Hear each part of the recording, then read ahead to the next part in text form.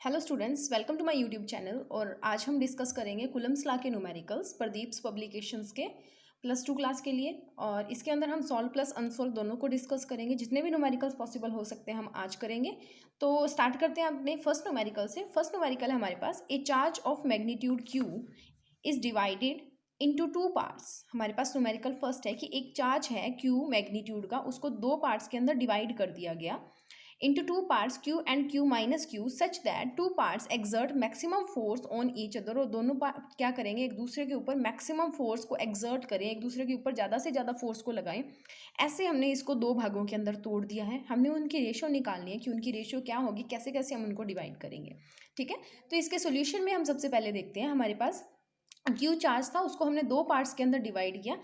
एक मान लो Q था Q1 के अंदर और एक Q माइनस। अब इसमें से अगर Q चार्ज निकलेगा तो capital Q minus small q रह गया, उसको हमने Q2 मान लिया। ठीक है, अब आपके पास Q1 भी है Q2 भी है और दोनों किसी डिस्टेंस से सेपरेट भी हैं। ठीक है, इनका बीच में हमने ले लिया कि r डिस्टेंस है। ठीक है, तो हम क्या करेंगे, कूलम्स लॉ लगाएंगे। अकॉर्डिंग टू कूलम्स लॉ हमारे पास फोर्स क्या होता है, 1/4 pi epsilon naught Q1 Q2 divided by r square. हमारे पास यहाँ पे Q1 Q2 की वैल्यू भी है और r की वैल्यू भी है। r को r रहने दीजिए, Q1 Q2 की जगह पे Q और capital Q minus small q ये वैल्यूज पुट कर दीजिए। यहाँ तक हो गया। उसके बाद में क्या होता है, जब हम मैथमेटिक्स करते हैं हमारे पास क्या होता है, जब हम डेरिवेटिव करते हैं तो हम किसी फंक्शन का मैक्सिमम और मिनिमम पॉइंट्स निकालते हैं। ठीक है, मैक्सिमम और मिनिमम पॉइंट निकालते हैं। मैक्सिमम पॉइंट निकालने के लिए हमारे पास क्या होना चाहिए कि वो जो फंक्शन, जिस भी फंक्शन का हमने मैक्सिमम पॉइंट निकालना है उसका फर्स्ट ऑर्डर डेरिवेटिव 0 के इक्वल रख देते हैं हम। ठीक है, अगर वो 0 के इक्वल आता है दैट मीन्स कि वो उसका मैक्सिमम पॉइंट था। अगर वो 0 के इक्वल प्रूव नहीं होता तो वो मिनिमा पे एग्जिस्ट कर जाता है। ठीक है, for maximum and minima we apply the mathematical condition according to which F कब मैक्सिमम होगा, अगर फर्स्ट ऑर्डर डेरिवेटिव एफ का with respect to Q is equal to 0 हो जाए। ठीक है, अब ये इक्वल टू 0 होने के लिए मतलब हमने क्यू और आर को फिक्स्ड रखा है। ठीक है, ये दोनों क्यू और आर तो फिक्स हो नहीं सकते, 2 चार्जेस के बीच में कुछ ना कुछ डिस्टेंस भी होगा और कैपिटल क्यू का कुछ ना कुछ मैग्नीट्यूड भी होगा। तो हमने बोल दिया कि जो फर्स्ट ऑर्डर डेरिवेटिव होगा हमारे इस फोर्स का विद रिस्पेक्ट टू क्यू, छोटे क्यू के विद रिस्पेक्ट टू जो हमारा इसका डेरिवेटिव होगा वो इक्वल टू 0 होगा। ठीक है, अब इसके आगे देखते हैं इसका सॉल्यूशन। इसके सॉल्यूशन में देखिए, हमने इक्वेशन 1 को डिफरेंशिएट कर दिया, जो फोर्स की इक्वेशन निकाली थी dF by D Q of 1/4 pi epsilon not small Q capital Q minus small Q divided by R square is equal to क्या करना है, 0 करना है। तो यहाँ पे 1/4 pi epsilon not R square हमारे पास कांस्टेंट आ जाएगा। ठीक है, कांस्टेंट है, हमने इनको बाहर निकाल लिया। डी बाई डी क्यू का हमने क्या कर लिया, यहाँ पे डेरिवेटिव कर लिया, that is capital Q minus small Q और क्यू। अब हमने यहाँ पे क्या करेंगे, डेरिवेटिव का P इंटू क्यू रूल लगाएंगे। अगर हमें किसी फंक्शन का डेरिवेटिव करना होता है D by D T A into B का, तो हम क्या करते हैं, ए को एज इट इज रखते हैं, D by D T of किसका कर देते हैं, बी का डेरिवेटिव कर देते हैं, प्लस बी को एज इट इज रखते हैं, ए का डेरिवेटिव कर देते हैं। ये आप एक्स वाई की टर्म्स में भी लेते हो, चाहे ए बी की टर्म में ले लो। First function as it is derivative of second function plus second function as it is derivative of first function. बस यही चीज़ हमने यहाँ पे की है। इनके डेरिवेटिव को 0 रखा, उसके बाद में हमने जो प्रोडक्ट रूल है डेरिवेटिव का वो लगाया और प्रोडक्ट रूल में हमने क्यू को एज इट इज रखा, डी बाई डी क्यू किसका कर दिया, capital Q minus small Q का। उसके बाद में capital Q minus small Q as it is रखा, डी बाई डी क्यू कर दिया स्मॉल क्यू का इक्वल टू 0। अब देखो, जो फंक्शन नीचे होता है अगर वो टर्म आपकी डेरिवेटिव होने वाली टर्म में है तो उसकी कुछ वैल्यू आती है, अदरवाइज वो 0 हो जाती है। ठीक है, अब यहाँ पे अगर मैं डी बाई डी क्यू करूँ कैपिटल क्यू का, तो यहाँ पे छोटा क्यू नहीं है तो ये तो 0 हो जाएगा, बचेगा कौन, सिर्फ माइनस क्यू वाला। तो यहाँ पे माइनस क्यू की जगह पे आ जाएगा -1। ठीक है, q इंटू -1 प्लस q -1। अब यहाँ पे क्या करना था, इसका करना था, तो q का डेरिवेटिव क्या हो गया, 1 हो गया। दोबारा रूल बता देती हूँ, जब भी हम किसी भी पावर का डी बाई डी टी करते हैं x की पावर n का, x की पावर n का डेरिवेटिव करते हैं तो आंसर हमारे पास आता है n x की पावर n-1। अगर पावर नहीं दी होती तो अगर हमने x की पावर 1 का डेरिवेटिव करना होता है x की पावर 1 का, तो हम क्या करेंगे, n इज इक्वल टू 1 है हमारे पास, तो 1 इंटू x और 1 माइनस 1, 1 माइनस 1 इज 0, तो something raise to power 0 is हमेशा क्या होता है, 1 होता है। तो इसीलिए हमने क्या किया, उस q की जगह पे जो पावर, जब इसका डेरिवेटिव होगा तो इसकी पावर क्या होगी, 0 होगी, 0 होगी तो इसकी जगह पे हमने क्या ले लिया, 1 ले लिया। ठीक है, तो इसकी जगह पे हम क्या ले लेंगे, 1 ले लेंगे। तो हमारे पास ये रिजल्ट बन गया। ब्रैकेट को ओपन करके अगर हम सॉल्व करते हैं तो हम यहाँ पे पहुँचते हैं -q plus q capital Q minus small Q is equal to 0। Minus Q add हो जाएंगे, माइनस माइनस प्लस, तो -2q plus capital Q is equal to 0। अब इसको उठा के दूसरी साइड ले जाओ, इधर नेगेटिव है, इस साइड आके पॉजिटिव का हो गया, that is capital Q is equal to 2 small Q. तो यहाँ पे इस क्यू को उठा के अगर मैं नीचे लेके आऊँ तो ये रेशियो क्या बन गई, capital Q by small Q की 2:1। यानी कि जो हम डिवीजन करेंगे कैपिटल क्यू की और स्मॉल क्यू की, वो 2:1 की करेंगे, यानी कि इसके 2 भाग होंगे और इसका 1 भाग होगा। ठीक है, क्यू जो है 2:1 के अंदर हमारे पास यहाँ पे डिवाइड होगा। ठीक है, नेक्स्ट देखते हैं एग्जाम्पल नंबर 2। एग्जाम्पल नंबर 2 में हमारे पास है,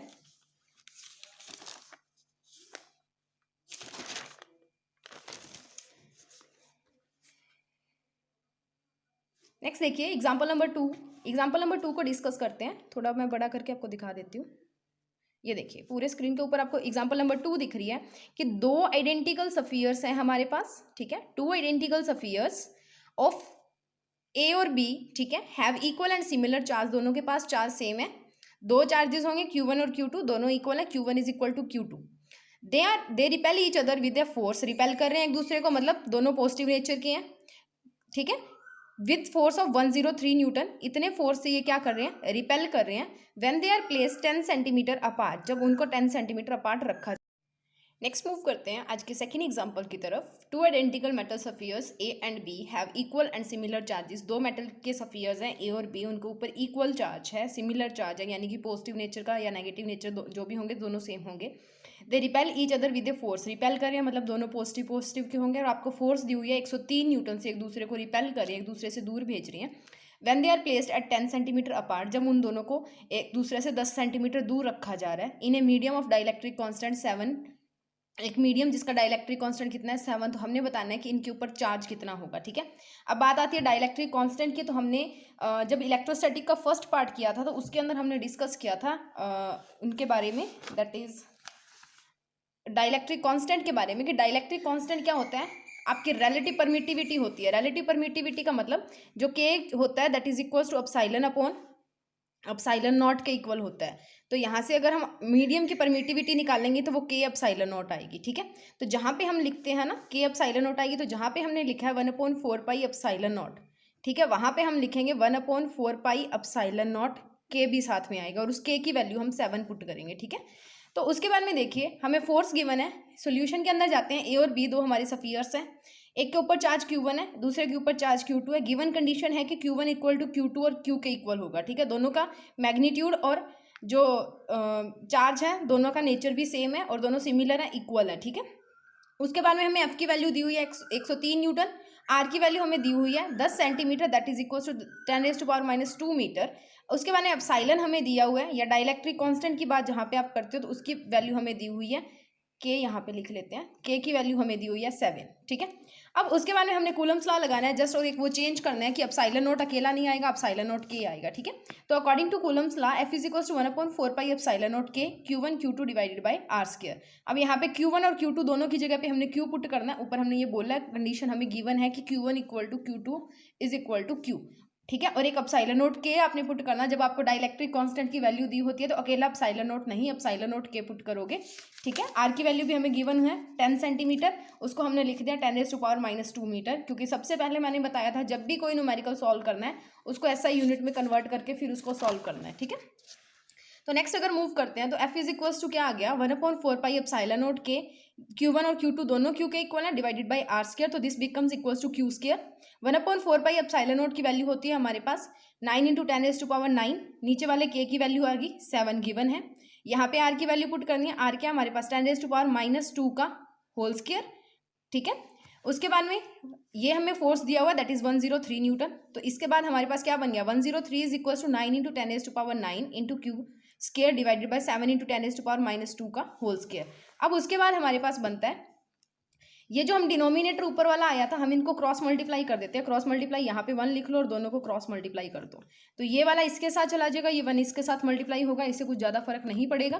तो 103 × 10⁻7 × 10⁻⁻4 is equal to 9 × 10⁻9 into Q का स्क्वायर। अब यहाँ से Q स्क्वायर की वैल्यू निकाल लो, ये डिनोमिनेटर में चली जाएगी 9 × 10⁻9, तो हमारे पास बन गया 103 × 7 × 10⁻⁻4 is equal to 9 × 10⁻9 is equal to Q square.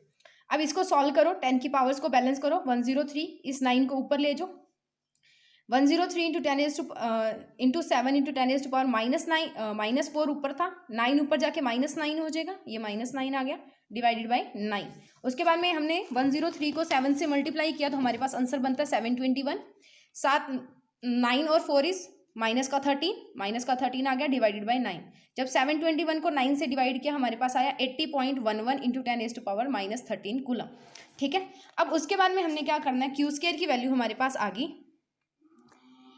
Q square is equal to, हमने इसको एक आगे ले आए, हम इसको एक आगे ले आते हैं, ठीक है, 10 से मल्टी 10 से डिवाइड करते हैं, तो उसके बाद में हमारे पास क्या बनेगा, ये एक आगे आ गया, इसको एक आगे लेके आओगे तो 10 की पावर -12 होगी, तो Q square is equal to 801.1 into 10 to power -12 आ गया। ठीक है, तो क्यू की वैल्यू किसके इक्वल आ गई, 801 अंडर रूट कर लेंगे, ठीक है, स्केयर की वैल्यू क्यू स्केयर ये था तो क्यू स्केयर की वैल्यू अंडर रूट में जाएगी, 801.1 इंटू 10 टू पावर -12। ठीक है, उसके बाद में है क्यू इज इक्वल टू, इसका अंडर रूट जब हम निकालेंगे 12 की पावर 10 की पावर जो हमें -12 दी थी, इसका 1/2 कर लो, इसको काटोगे माइनस का 6 बचेगा, ये माइनस का 6 आ गया, 801.1 का हम अंडर रूट निकालेंगे that is equal to 28.30 coulomb, तो ये हमारा आंसर आ गया 28.30 कूलम। यही हमारा Q1 है और यही हमारा Q2 है, दोनों की वैल्यू सेम ही आएगी, that is 28.30 into 10 to power -6 coulomb. ठीक है, next moving on to our next example number 3.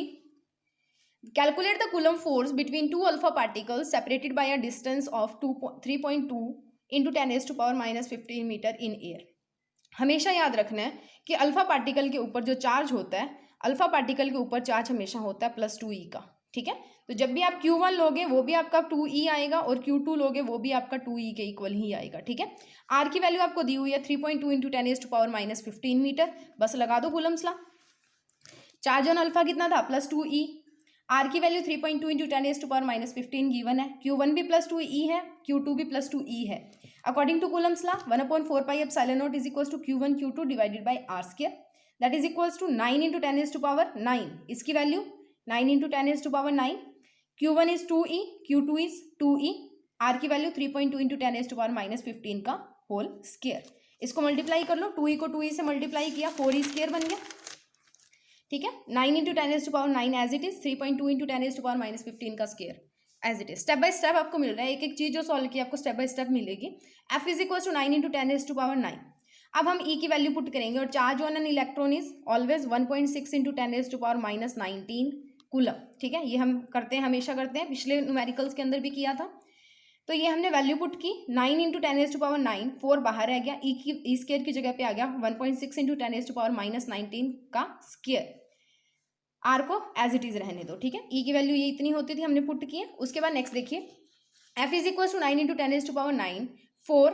अब जब 1.6 का हमने स्क्वायर किया, 1.6 का स्क्वायर करने से हमें मिला 2.56 और -19 2 से मल्टीप्लाई हो जाएगा तो माइनस का 38। ठीक है, उसके बाद 3.2 का हमने स्क्वायर किया तो हमें मिला 10.24 और ये -15 2 से मल्टीप्लाई होगा तो -30। ठीक है, next is 9 into 4 into 2.56 into ये -30 ऊपर ले जाओ, प्लस का 30 हो गया, 9 पावर हमारे पास ये पड़ी थी और 38 पावर हमारे पास ये पड़ी थी, तो 30 + 9 इज 39, -38 इज 10 टू पावर 1। ठीक है, 39 - 38 इज 10 टू पावर 1, यहाँ तक पहुँच गए।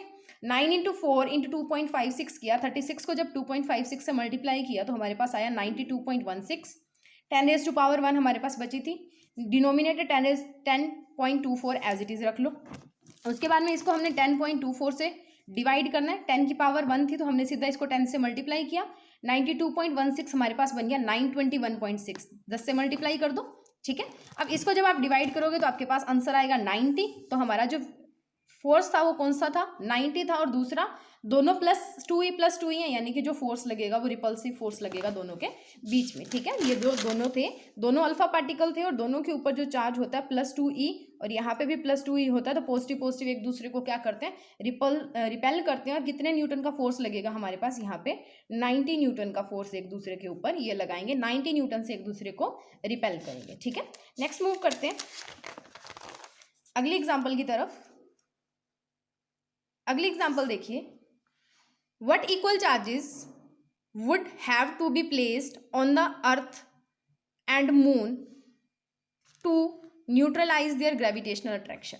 अब अर्थ और मून के जो ग्रेविटेशनल फोर्सेज होते हैं उनके बीच में फ़र्क होता है। हम जब बोलते हैं कि जब अर्थ से मून पे जाते हैं तो जो ग्रेविटेशनल फोर्स होते हैं, जो ग्रेविटेशनल अट्रैक्शन होता है, ग्रेविटी की वैल्यू 1/6 हो जाती है, ठीक है। तो उस अट्रैक्शन को कम करने के लिए, उस फोर्स को कम करने के लिए हम किस डिस्टेंस के ऊपर उन चार्जेस को रखें और कितने मैग्नीट्यूड के चार्जेस को रखें, वट इक्वल चार्जेस यानी कि Q1 और Q2 के कितने चार्जेस को हम वहाँ पे रखें, और कि जो ग्रेविटेशनल फोर्स है उनका जो हमारी ई के कारण जो फोर्स लग रही है, यानी कि आप सिंपली बोलो अर्थ के कारण जो फोर्स लग रही है और मून के कारण जो फोर्स लग रही है वो न्यूट्रल हो जाए, इतना कौन सा चार्ज हम रखें, ठीक है, वो हमने निकालना है। तो उसके लिए हम देखते हैं।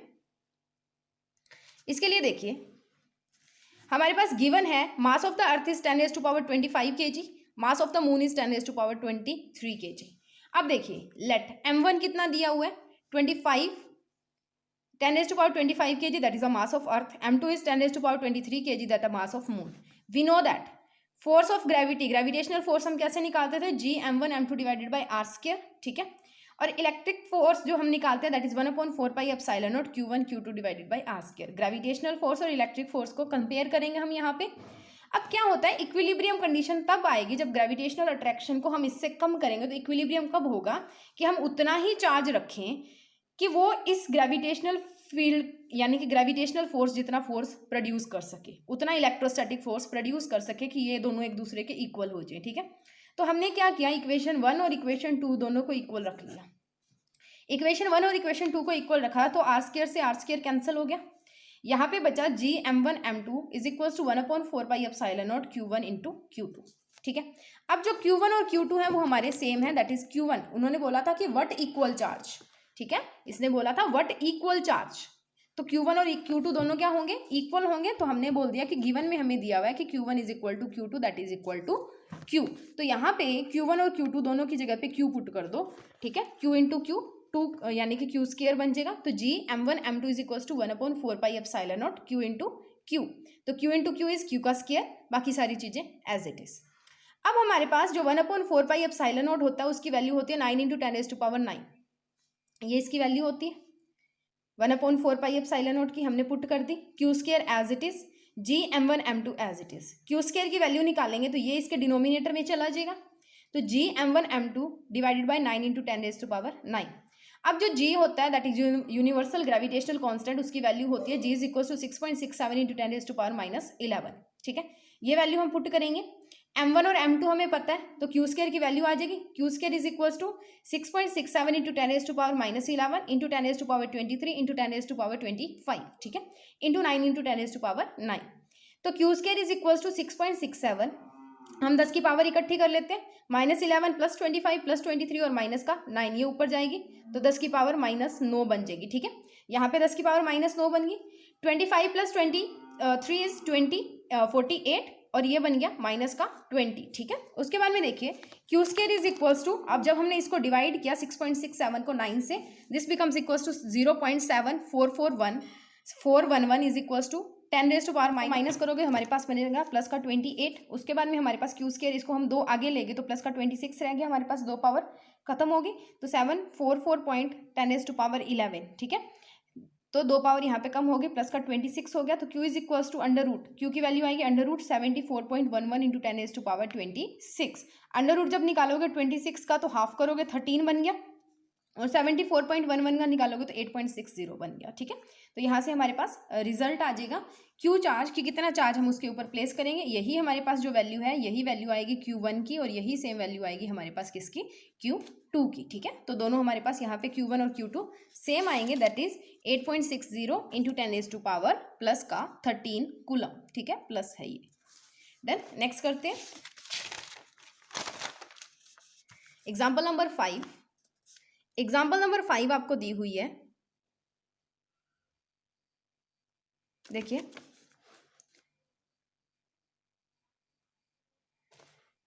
ये देखिए, the electrostatic force of repulsion between 2 positively charge ion, 2 positively charge ion है, उनके बीच में जो इलेक्ट्रोस्टैटिक रिपल्शन है, ठीक है, ions carrying equal charges is, इनकी रिपल्सिव फोर्स आपको दिया हुआ है दैट इज 3.7 इंटू 10⁻⁻19, ये आपको फोर्स की वैल्यू दी हुई है, ठीक है। When they are separated by a distance of 5 angstrom के डिस्टेंस से जब ये सेपरेटेड है, हमने निकालना है कि how many electrons are missing from each ion. तो ये हमने बताना है कि इनके अंदर से इलेक्ट्रॉन्स कितने मिसिंग हैं। आयंस और कैटायंस कब बनते हैं, या तो इलेक्ट्रॉन के गेन से बनते हैं या इलेक्ट्रॉन के लूज होने से बनते हैं, ठीक है। तो ये पॉजिटिव आयंस हैं, तो इनके अंदर से कितने इलेक्ट्रॉन्स लूज हुए हम वो निकालेंगे। तो उसके लिए हमारे पास Q1 और Q2 दो चार्जेस एग्जिस्ट करेंगे।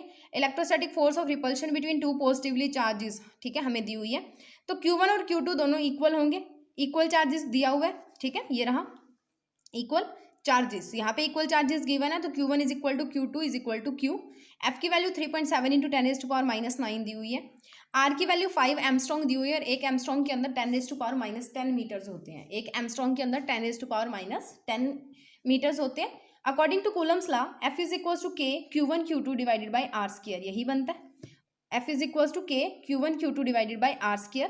तो इसको हम कैसे करेंगे, अब क्या करना है, Q1 और Q2 दोनों की जगह पे क्या ले लो आप, ये Q लिख लो। Q लिखोगे तो Q और Q स्क्वायर बन गया, आर स्क्वायर की जगह पे आर स्क्वायर और K एज इट इज।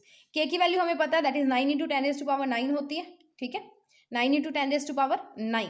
तो अब यहाँ पे पुट की Q स्क्वायर पुट किया, 5 इंटू 10⁻⁻10 का स्क्वायर, किसकी वैल्यू आ गई, R की वैल्यू जो हमने ऊपर निकाली है, ठीक है।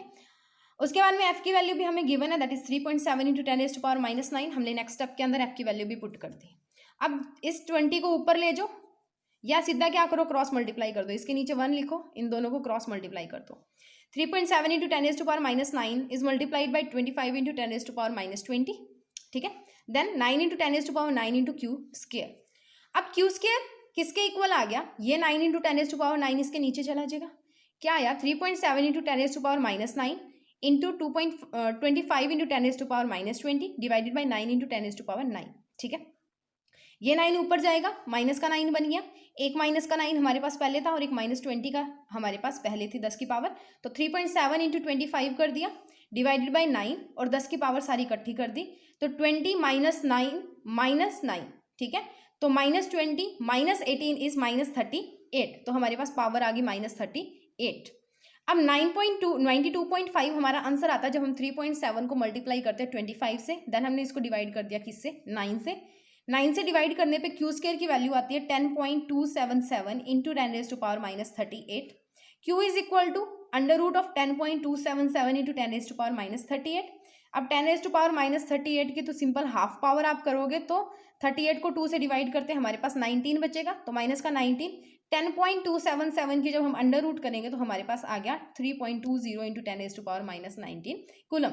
अगर आप यहाँ पे भी छोड़ते हो तो भी गलत नहीं माना जाता, क्योंकि आपको साइंटिफिक कैलकुलेटर्स वगैरह अलाउड नहीं होते हैं। तो एक सिंपल सा फंडा मैं आपको बता देती हूँ, इसको निकालने का क्या होता है। ये देखो, ये जो स्क्वायर है हमारे पास 3 के इक्वली लाई कर रहा है।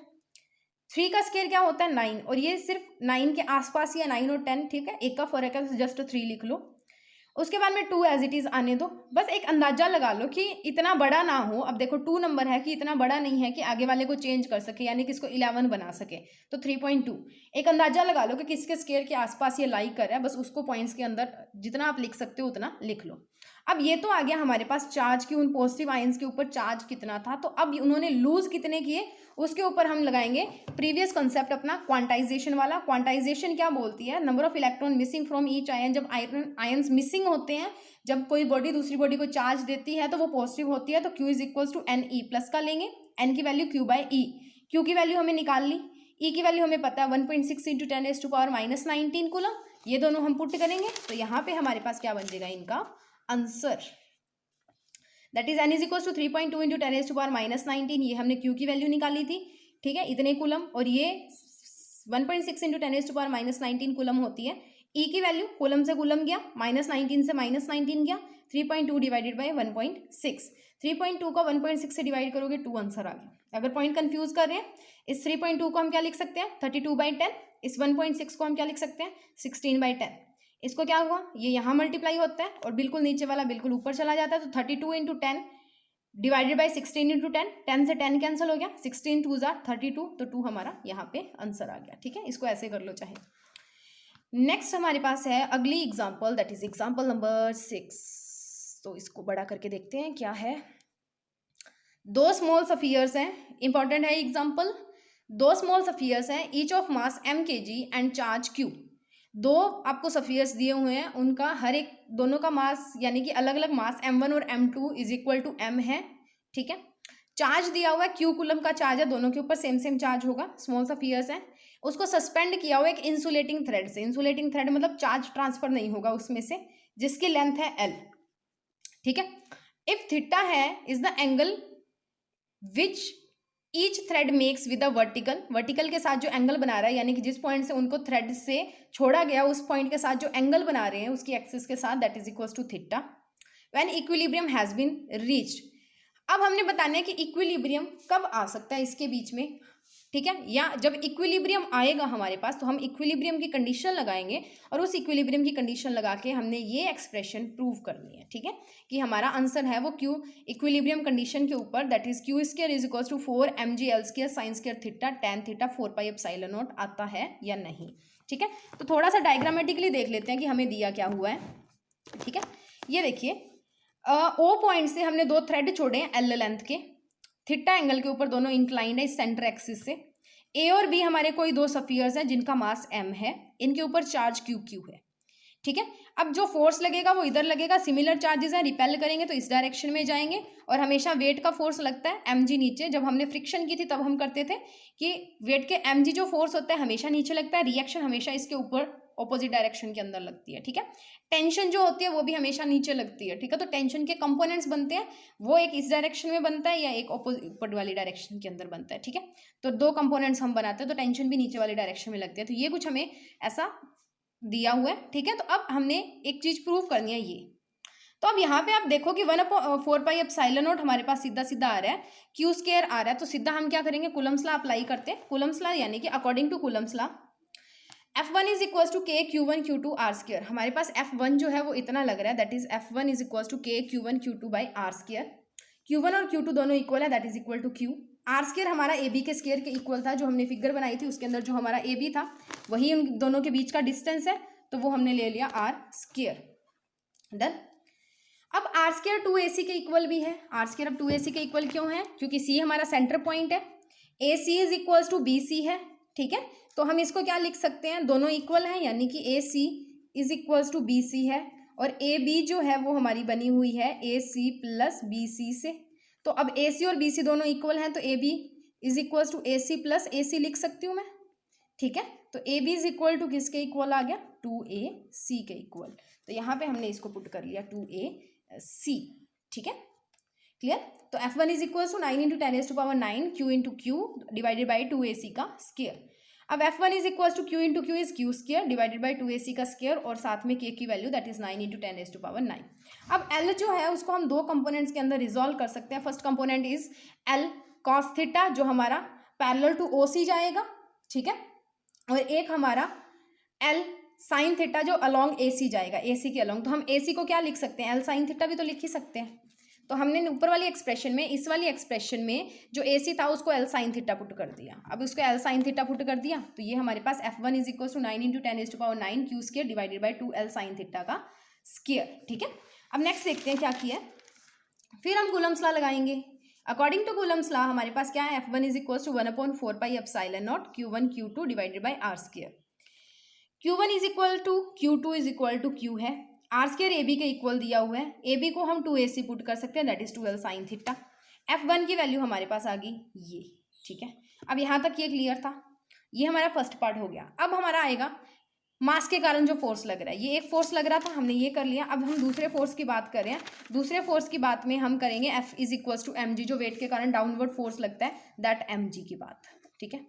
अब mg की बात की तो हमने क्या लिया, Fg डिवाइडेड बाई AC कर दिया और mg डिवाइडेड बाई OC कर दिया। कैसे, Fg को हमने डिवाइड किया किससे, AC से। देखो F भी तो इसी के अलॉन्ग ही लग रहा है, ठीक है, F इसी के अलॉन्ग लग रहा है तो हमने F के नीचे लिख दिया AC, दोनों एक ही लाइन के अंदर है। और mg जो हमारा है वो ऐसे लग रहा है, और ये देखिए आप OC को, ये भी तो ऐसे ही आ रही है दोनों, ठीक है। तो हमने mg के साथ डिवाइड कर दिया किसको, OC से। ये जब आप सिमिलर ट्रायंगल्स प्रूव करते हो ना मैथ्स के अंदर तो वहाँ पे हम लेते हैं। तो सिंपली आप फिजिक्स के अंदर ऐसा कर सकते हो कि जो साइड जिसके साथ में लग रही है यानी कि सेम लाइन के अंदर हमने बनाना है, तो Fg डिवाइडेड बाई AC और mg डिवाइडेड बाई OC। यहाँ से एफ जी की वैल्यू निकालूँ तो M G is equal into A C divided by O C, that is F C equal to M G cos theta. ठीक है, M G cos theta आ गया, sorry tan theta आ गया। अब टेन थीटा किसके इक्वल होता है? Base into perpendicular, that is equal to A C और ओ सी के इक्वल था। ठीक है, अब ए सी और ओ सी के इक्वल था तो हमारे पास क्या हो गया, इक्विलिब्रियम कंडीशन क्या बोलती है कि एफ वन और एफ जी इक्वल होने चाहिए।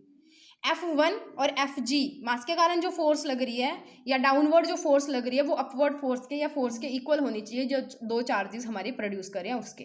तो 1/4 pi epsilon naught q square upon 2L sine theta का square is equal to mg tan theta बन गया।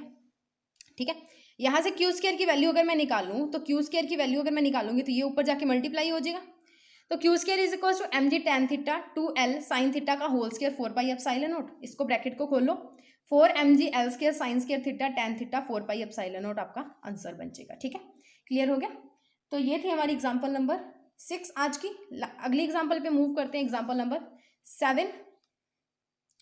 एग्जांपल नंबर 7 हमारे पास है, दो पार्टिकल्स आपको दिए हुए हैं, एक 5 ग्राम का है। ठीक है, दोनों का मास 5-5 ग्राम है, दोनों हमारे रखे हुए हैं मतलब जिनका चार्ज है दैट इज 10⁻⁻7 कूलम है।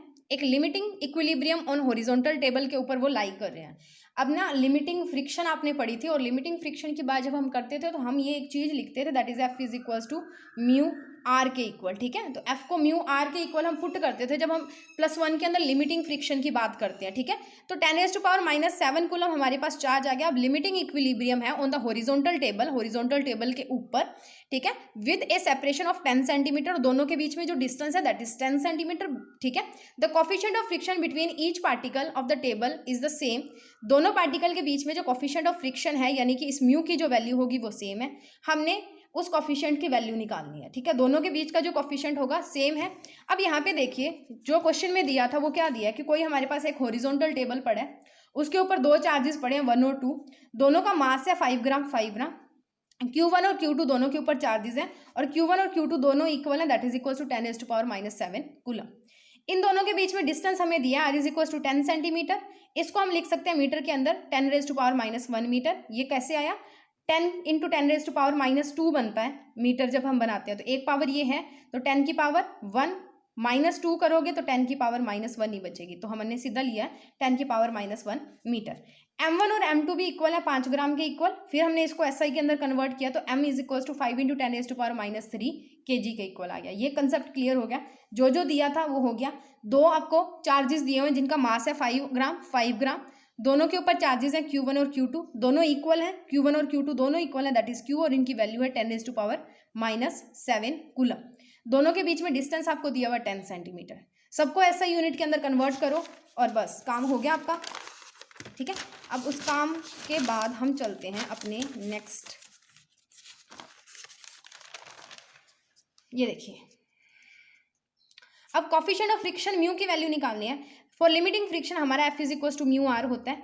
वेट हमेशा डाउनवर्ड डायरेक्शन में लगता है और रिएक्शन बिल्कुल उसके ऑपोजिट लगती है, तो हम यहाँ पे लिखते हैं R is equal to M G, यही लिखते थे। तो R is equal to M G थी तो आर की वैल्यू हमने क्या पुट कर दी, एम जी पुट कर दी। ये +1 फिजिक्स में फ्रिक्शन वाला चैप्टर है उसमें से देख लेना, समझ आ जाएगा easily.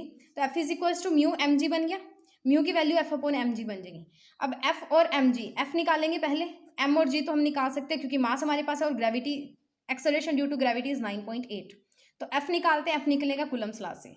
F is equal to 1/4 pi epsilon naught Q1 Q2 divided by R square. 1/4 pi epsilon naught की वैल्यू होती है 9 इंटू 10⁻⁹। Q1 और Q2 दोनों इक्वल हैं तो हमने जस्ट Q स्क्वायर पुट कर दिया। आर की वैल्यू हमें 10⁻⁻1 दी हुई है तो उसका स्क्वायर कर दिया। म्यू की वैल्यू आ गई क्या, ये वैल्यू एफ की वैल्यू पुट करो 9 इंटू 10⁻9 इंटू क्यू का square divided by 10⁻⁻2 -1 into 2 is -2 divided by M G. ये एम जी यहाँ पे चला जाएगा, मल्टीप्लाई हो गया। तो अब यहाँ पे क्या बना, mu is equal to 9 into 10⁻9 into 10⁻⁻7 का स्क्वायर। ये ठीक है, हमने चार्ज पुट कर दिया दैट इज 10 की पावर -7, तो क्यू स्क्वायर था तो इसकी स्क्वायर होगी। एम हमें पता है और जी हमें पता है, हमने वैल्यू पुट कर दी है 10⁻⁻2 एज इट इज। एम था हमारे पास 5 ग्राम तो 5 kg बनेगा, तो 5 इंटू 10⁻3 और 9.8 एक्सेलरेशन ड्यू टू ग्रेविटी की वैल्यू। ये 7 से अंदर जाके मल्टीप्लाई होगा तो 10⁻⁻14 बनेगा। 9 इंटू 10⁻9 इंटू 10⁻⁻14 5 इंटू 9.8, इन दोनों को मल्टीप्लाई कर दिया और 10 की पावर इकट्ठी कर दी, दैट इज 10 की पावर -2 -3 इज माइनस का 5। नेक्स्ट देखिए, mu is equal to 9 into 10⁻9 into 10⁻⁻, कितना 14, ठीक है। तो अब यहाँ पे आएगी 5, ठीक है। अब इस 5 को ऊपर लेके जाओ, ठीक है। यहाँ पे देखिए 9 इंटू 10⁻9 और 14 को इकट्ठा कर दिया, 9 एज इट इज पड़ा है, 5 इंटू 9.8 एज इट इज पड़ा है, ये 10 की पावर 5 को उठा के ऊपर ले जाओ, ठीक है। अब 10 की पावर 5 को उठा के हम जब ऊपर लेके गए तो यहाँ पे हमारे पास 14 में से 9 जाते हैं, कितने बच गए 5, तो माइनस का 5 बच गया, प्लस का 5, ये माइनस का 5 ऊपर जाके प्लस का 5 हो गया, तो -5 + 5 is 10⁻0, something raise to power 0 is 1, हम इसको कंसिडर नहीं करेंगे। अब 5 इंटू 9.8 किया तो हमारे पास बन गया 49.0, ठीक है। 9 को 49 से डिवाइड किया तो हमारे पास आता है 0.18367 इंटू 10⁻0, 10⁻0 इज 1, इसकी वैल्यू होती है 1 और 0.18 यहाँ पे हमारे पास साथ में आ गया, तो ये हमारे पास कोफिशिएंट ऑफ फ्रिक्शन की वैल्यू आ गई, दैट इज 0.18, ठीक है। नेक्स्ट देखते हैं अगला न्यूमेरिकल। नेक्स्ट हमारे पास है 2 पॉइंट चार्जेस आपको दिए हुए हैं Q2 और Q1। Q2 की वैल्यू है 3 इंटू 10⁻⁻6 एंड Q1 की वैल्यू है 5 इंटू 10⁻⁻6, आर लोकेटेड एट 3, 5 और 1, इस पॉइंट पे लोकेटेड है, और दूसरा जो Q1 है वो लोकेटेड है 1, 3 और 2 मीटर के ऊपर। हमने F12 निकालना और F21 निकालना है। अब F12 और F21 कब आते हैं, जब हम कूलम्स लॉ की वेक्टर फॉर्म करते हैं। तो बेसिकली यहाँ पे क्या लगेगा, कूलम्स लॉ की वेक्टर फॉर्म और इनका मैग्नीट्यूड भी हमने साथ में निकालना है, ठीक है। तो हमारे पास क्या है, कोई एक कोऑर्डिनेट सिस्टम है ऐसे, इस कोऑर्डिनेट सिस्टम पे यहाँ पे हमारा एक चार्ज पड़ा है दैट इज Q2, ये हमारा है 3, 5 और 1, एक्स वाई और जेड एक्सिस में से, ठीक है। ये एक्स थी, ये वाई थी और ये जेड थी। दूसरा हमारे पास यहाँ पे पड़ा है Q1, ठीक है, ये हमारा पड़ा है 1, 3 और 2 पे, ठीक है। दोनों के बीच का डिस्टेंस हमें गिवन है दैट इज R12, इन दोनों के बीच का डिफरेंस आ गया R12, क्योंकि R इसका और इसका R12 आ गया। अब R12 कैसे निकालोगे, पहले तो हम R निकालेंगे, तो +1 में जाइए, वेक्टर फॉर्म, अगर आपको ये कोऑर्डिनेट्स दिए होते हैं तो हम पोजीशन वेक्टर निकाल लेते हैं, सिर्फ आपने क्या करना होता है, इनको ऐड करना है और साथ में यूनिट वेक्टर्स लगाने हैं एक्स वाई और जेड एक्सिस के। तो क्या किया, R1 i cap + 3 j cap + 2 k cap, अब सीधा क्या लिखो 1 + 3 + 2 लिख लो, फर्स्ट वाले के साथ i कैप, फिर j कैप, फिर k कैप, ठीक है, लगाया, आपके पास आंसर बन जाएगा। अगर बाई चांस आपको ये 0 दिया होता है तो आप 0 i कैप लिखते हो, ठीक है। वैसे ही R2 में करेंगे, R2 में करेंगे तो 3 i cap + 5 j cap + k cap बन गया। R12 निकालना है, R12 is R2 - R1, R2 - R1 किया, वेक्टर्स को सिंपली माइनस हो जाते हैं, आई कैप में से आई कैप जाएगा, जे में से जे जाएगा और के में से के जाता है, 3 i cap + 5 j cap + k cap minus I cap + 3 j cap + 2 k cap. तो यहाँ पे आई कैप में से आई कैप माइनस करो, 3 i cap - I cap + 5 j cap - j cap + k cap - 2 k cap. तो 3 में से 1 गया, 2 बचा, 5 में से 3 गए, 2 बचा, और 1 में से 2 गए, माइनस का 1 बचा, तो R12 आ गया हमारे पास 2 i cap + 2 j cap - 1 k cap, ठीक है। अब इसका मैग्नीट्यूड निकालना आता है, इन सब का स्क्वायर करके ऐड करो और अंडर रूट कर दो, ठीक है। कैसे करेंगे, R12 का मैग्नीट्यूड किसके इक्वल होगा, √2 का स्क्वायर + 2 का स्क्वायर + -1 का स्क्वायर, +1 की वेक्टर एनालिसिस है। R12 is equal to 4 + 4 + 1 that is equal to √9 that is 3 metre, under root को ओपन करोगे 3 मीटर आ गया, 3 का अंडर रूट क्या होता है 9, तो 3 मीटर आ गया। अब R12 की वैल्यू हमारे पास आ गई दैट इज 3 मीटर। अब हमें डायरेक्शन भी तो चाहिए, फोर्स किस में लग रहा था, हम निकालेंगे यूनिट वेक्टर। R12 कैप किसके इक्वल आएगा, R vector divided by magnitude of R vector.